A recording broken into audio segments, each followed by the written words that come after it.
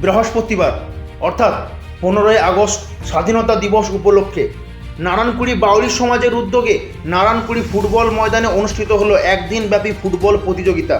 নারায়ণকুড়ি বাউরি সমাজ বরাবরই উন্নয়নমূলক কাজের সাথে যুক্ত থাকে। শুধু উন্নয়নমূলক কাজ নয়, সমাজের খেলাধুলার মানকে বাড়ানোর জন্য 15ই আগস্ট রাকেশ বাউরির উদ্যোগে ভূমিপুত্র অধিকারী মঞ্চের জেলা সভাপতি নিতাই বাউরি ও জেলা সম্পাদক লক্ষ্মীকান্ত বাউরির সহযোগিতায় 8টি দলকে নিয়ে এদিন ফুটবল প্রতিযোগিতাটি অনুষ্ঠিত হয়।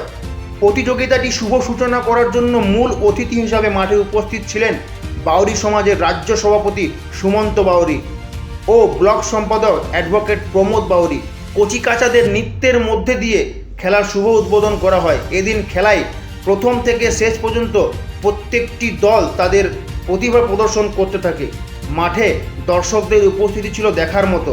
শেষমেশ রানীগঞ্জ তাপস 11 ও নারায়ণকুড়ি যুব সমিতি ক্লাব ফাইনালে প্রবেশ করে। ফাইনালে গুরুত্বপূর্ণ ম্যাচে রানীগঞ্জ তাপস 11 পেনাল্টি শুট আউটের মাধ্যমে প্রতিযোগিতায় জয়লাভ করল। উক্ত খেলায় বাউরি সমাজের রাজ্য সভাপতি সুমন্ত বাউরি কি বললেন শুনে নেব।